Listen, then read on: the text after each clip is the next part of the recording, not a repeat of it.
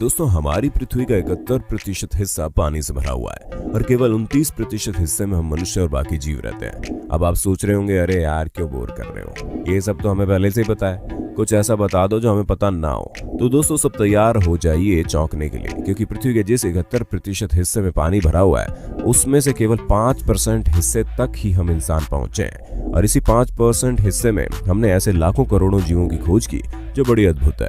सोचिए अगर बाकी हिस्सों की खोज कर लेंगे तो क्या कुछ नहीं मिल सकता। लेकिन दोस्तों पानी की सबसे चौंकाने वाली बात यह है कि इसके अंदर चीजें सालों तक वैसी की वैसी पड़ी रहती है। जी हाँ दोस्तों, न जाने ऐसी कितनी सारी चीजें पानी के अंदर मिली है जो सालों पहले खोई थी और जब मिली तो वैसी मिली जैसी खोते वक्त थी। और कुछ ऐसी अद्भुत चीजें मिली हैं जिसकी हम कल्पना नहीं कर सकते। तो दोस्तों आज मैं आपका होस्ट और दोस्त सैम आपके फेवरेट चैनल में आपको पानी के अंदर खोजी गई ऐसी अद्भुत चीजें दिखाऊंगा जिसके बारे में देखकर सुनकर आप दंग रह जाओगे। तो दोस्तों देर किस बात की है, चलिए वीडियो शुरू करते हैं। हमारा वीडियो शुरू करने से पहले एक रिक्वेस्ट है कि अगर वीडियो पसंद आ जाए तो लाइक करने में कंजूसी मत करना। दोस्तों आज से सालों पहले जब उड़ने वाले जहाज नहीं बने थे तो लोग एक जगह से दूसरी जगह जाने के लिए पानी वाले जहाज का प्रयोग करते थे और इन्हीं पानी वाले जहाजों का प्रयोग करके हर देश की सेना जंग भी करती थी। और ऐसे ही आज से लगभग 300 साल पहले ब्रिटिश और स्पेन के बीच लड़ाई हुई जिसमें ब्रिटिशर्स की जीत हुई। और दोस्तों इन लड़ाइयों में स्पेन का सैन होजे नाम का एक जहाज पानी में डूब गया। दोस्तों इस जहाज का डूबना स्पेन के लिए पैरों के नीचे से जमीन खिसकने के बराबर था, क्योंकि ये कोई ऐसा वैसा जहाज ना था। इस जहाज में सोना, चांदी, हीरे, जेवरात भरे पड़े थे। दोस्तों इस जहाज में इतना बड़ा खजाना था कि जिसके बारे में आप और हम सोच भी नहीं सकते। असल में शिप इस खजाने को साउथ अफ्रीका से लेकर स्पेन जा रहा था। और तो और जब हम आपको इस खजाने की कीमत बताएंगे ना तो आप हक्का बक्का रह जाओगे, क्योंकि इस खजाने की कीमत आज के समय में $17 बिलियन है। और अगर हम इंडियन रुपीज में कन्वर्ट करेंगे तो इसकी कीमत 1,20,000 करोड़ होगी। क्यों दोस्तों दंग रह गए ना? अरे कोई भी इतनी बड़ी रकम सुनकर चौंक जाएगा। दोस्तों 2015 में कोलंबिया ने इस खजाने को ढूंढ निकाला है। और दोस्तों एक्सपर्ट्स का मानना है कि अब तक का ये पानी के अंदर मिलने वाला सबसे बड़ा खजाना है। लेकिन सवाल ये उठ रहा है कि जिस जहाज में खजाना मिला वो जहाज और खजाना दोनों ही स्पेन के हैं, लेकिन इसे कोलंबिया ने ढूंढा है तो इसे ढूंढने वाले भी कोलंबियन ही है। वैसे तो दोनों ही देश इस खजाने के हकदार हैं, लेकिन अभी तक इस खजाने का असली हकदार नहीं ढूंढा गया। दोस्तों जब रिसर्चर्स पानी के अंदर जाते हैं तो वो इस उम्मीद से जाते हैं कि कोई ना कोई ऐसा जीव जरूर मिलेगा जो अभी तक ना खोजा गया हो, या फिर कोई ऐसी चीज मिलेगी जिसकी किसी ने कल्पना ना की हो, जैसे खजाना वगैरह। लेकिन तब क्या हो जब इन्हें पानी के अंदर एक प्राचीन काल के राइनोसोरस यानी गैंडे के फॉसिल्स मिले। और चौंकाने वाली बात यह है कि समुद्र के अंदर इस राइनो का फॉसिल कैसे आ गया। दोस्तों यूक्रेन के शहर ओडेसा के पास ब्लैक सी में राइनो मिला। और तो और दोस्तों इस समुद्र के अंदर लकड़ी से बनी बिल्डिंग्स भी मिली है, जिससे बात साबित होती है कि जिस जगह इस समय ब्लैक सी मौजूद है वहां पर पहले सूखी जमीन और बिल्डिंग्स वगैरह थी। लेकिन हजारों साल पहले एक भयंकर बाढ़ आने की वजह से वो जगह अब समुद्र में बदल गई, और जब बाढ़ आई होगी तो वो ही राइनो वहां मौजूद होगा। इसी वजह से उसका फॉसिल भी समुद्र में पाया गया है।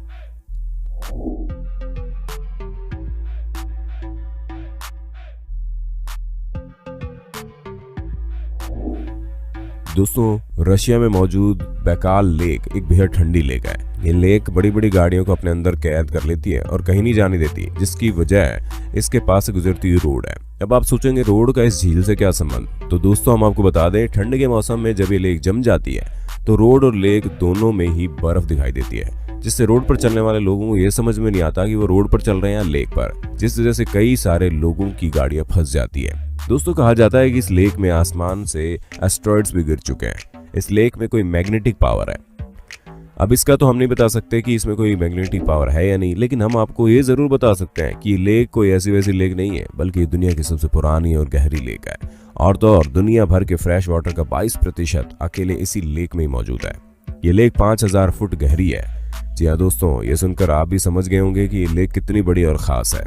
इस अनोखी लेक में अब तक 92 cars, 18 boats, bikes, tractor, helicopter, यहाँ तक एक प्लेन भी डूब चुका है, वो भी केवल पिछले 15 सालों में, जिस वजह से लोग इस लेक को पानी के अंदर का कब्रिस्तान कहते हैं। लेकिन दोस्तों इस लेक से इन सभी चीजों को निकालना बहुत जरूरी है, वरना अगर ये चीजें ज्यादा समय तक वहां रही तो इनके केमिकल से पानी खराब हो जाएगा। और दुनिया के 22% वाले फ्रेश वाटर लेक को अगर इस तरह खराब किया गया तो ये हमारे एनवायरनमेंट के लिए बिल्कुल भी सही नहीं है।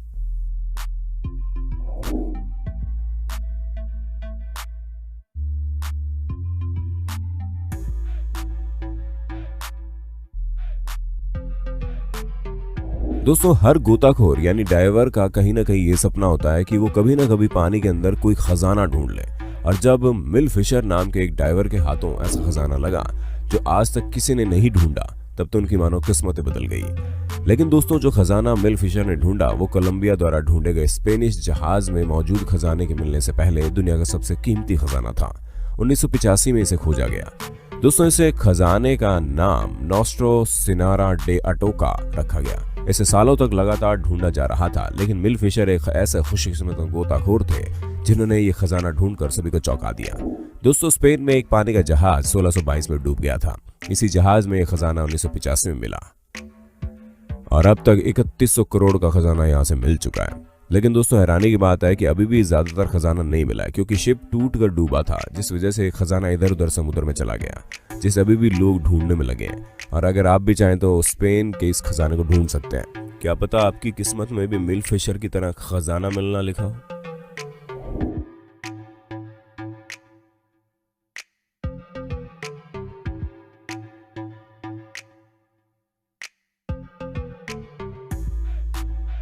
ग्रीस के दक्षिणी किनारे में 30 फुट नीचे सबसे पुराना और सबसे फेमस पानी में डूबा हुआ टाउन है, जिसे 5000 साल पुराना माना जाता है। लेकिन दोस्तों अभी तक इस शहर का नाम नहीं पता लगाया जा सका और आर्कियोलॉजिस्ट का माने तो ये शहर काफी पुराना और अमीर था। अर्थक्वेक आने की वजह से ये शहर पानी में डूब गया, लेकिन अभी भी ये शहर वेल प्रिजर्व्ड है। इस शहर को काफी अच्छे से डिजाइन किया गया था। इसका लेआउट आजकल के बड़े बड़े मॉडर्न शहरों जैसा ही है। इसका ये मतलब है कि उस समय मॉडर्न आर्किटेक्चर डिजाइन को ध्यान में रखकर इस शहर को डिजाइन करते होंगे, क्योंकि पानी के अंदर डूबे हुए इस शहर में रोड्स और दो मंजिलों के घर भी है और घरों के अंदर गार्डन वगैरह भी बने हुए हैं, जो इस बात को दर्शाता है कि जिस किसी ने भी इस शहर को बनाया था उसने आने वाले सिविलाइजेशन को पहले ही माप लिया था।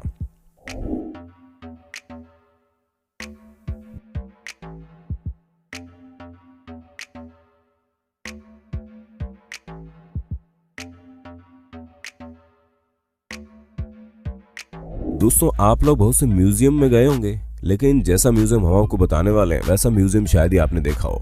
इस म्यूजियम का नाम है म्यूजियो अटलांटिको। ये पूरा का पूरा म्यूजियम पानी के अंदर बना हुआ है। जी हाँ दोस्तों, स्पेन में मौजूद ये अंडर वाटर म्यूजियम जाने माने मरीन एक्सपर्ट और डाइवर जेसन डी टेलर ने डिजाइन किया और इन्होंने अपना पूरा जीवन पानी के अंदर काम करके बताया है। दोस्तों टेलर ने 300 स्क्रिप्चर बनाकर अटलांटिक ओशन में एक साथ लगाए ताकि क्लाइमेट चेंज के प्रति दुनिया का ध्यान आकर्षित किया जा सके। और दोस्तों टेलर ये मैसेज देना चाहते थे कि हमें एनवायरमेंटल को कंजर्व करना होगा। इसके लिए इन्होंने खास मटेरियल से अलग अलग तरह की मूर्तियां बनाई जो पानी में डिसॉल्व नहीं होती और ना ही इन मूर्तियों से पानी को कोई नुकसान पहुंचेगा। और यहाँ तक कि इंसानों के 200 से ज्यादा स्टैच्यूज को एक सर्किल की शेप में अरेंज करके लगाया गया, जो दिखने में बड़े अनोखे लगते हैं। वैसे दोस्तों आपको इस अनोखे प्रकार के मटेरियल से बनी मूर्तियों का ये म्यूजियम कैसा लगा, हमें कमेंट में बता दो।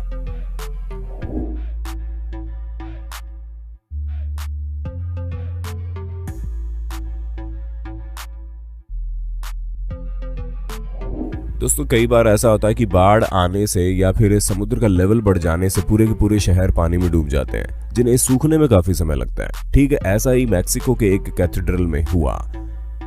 500 साल पुराना एक कैथेड्रल स्पेनिश लोगों के द्वारा 16वीं सदी में बनाया गया, लेकिन 48 फीट लंबा एक कैथेड्रल तक डूब गया। 1960 में इसके पास से एक बांध बना दिया गया और फिर सूखा पड़ने के बाद एक कैथेड्रल पानी से बाहर दिखने लगा। अब दोस्तों कोई चीज डूबने के बाद, वो भी कुछ समय के लिए नहीं बल्कि सैकड़ों सालों तक डूबने के बाद वापस दिखाई देने लगे, तो वो चीज हर किसी को देखना पसंद आएगी। और यहाँ भी ऐसा ही हुआ। ये कैथेड्रल जिसे पहले कोई नहीं पूछता था, अब इस जगह पर लोगों की भीड़ जमती है। हालांकि इसका कुछ हिस्सा अभी भी जमीन पर पानी से छुपा हुआ है। इस कैथेड्रल तक पहुंचने के लिए बोट के सहारे जाना पड़ता है, लेकिन फिर भी इस अनोखे एक्सपीरियंस को देखना लोग भूलते नहीं है और अब ये एक तरह का टूरिस्ट डेस्टिनेशन बन चुका है। दोस्तों कुछ जहाज पानी के अंदर ज्यादा नहीं डूबते और वो बाहर से दिखाई देने लगते हैं। ऐसा ही कुछ यहाँ भी होगा, जहां पर एक शिप कनाडा के ओंटेरियो शहर के पास कोयला लेकर जा रहा था, तभी वो डूब गया। दोस्तों किसी तरह इस पानी के जहाज को रेस्क्यू करके किनारे लाया गया, लेकिन इसे पूरी तरह से बाहर नहीं निकाला जा सके और अब पानी के जस्ट ऊपर से ही दिखाई देता है, जिसे देखने के लिए दूर दूर से लोग आते हैं। या फिर आप ये कह सकते हैं कि ये कनाडा का टूरिस्ट अट्रैक्शन भी है, जहां पर हर कोई ये देखने आता है कि किस तरह पानी के ऊपर से डूबा हुआ जहाज दिखाई देता है। वहीं कुछ टूरिस्ट तो पानी के अंदर जाकर इस जहाज को अच्छे से देखते हैं और कुछ सालों पहले तक तो डिवोर्स और कुछ सालों पहले तक डाइवर्सो को बोट के अंदर ले जाने की इजाजत थी, लेकिन डाइवर्सो के सांस लेने से जो हवा निकलती है वो इस जहाज को गंदा कर रही थी और कनाडा की सरकार ऐसा बिल्कुल नहीं चाहती थी। इसलिए इन्होंने जहाज के अंदर जाने के लिए लोगों को मना कर दिया, क्योंकि वो फ्यूचर की जनरेशन के लिए प्रिजर्व रखना चाहती है, जो बिल्कुल सही है। तो दोस्तों, आज के लिए बस इतना है। वक्त है आपसे अलविदा लेने का। आपको हमारी वीडियो कैसी लगी कमेंट में बता दो, और ऐसे इंटरेस्टिंग वीडियो लगातार देखने के लिए हमारे चैनल को सब्सक्राइब कर दो।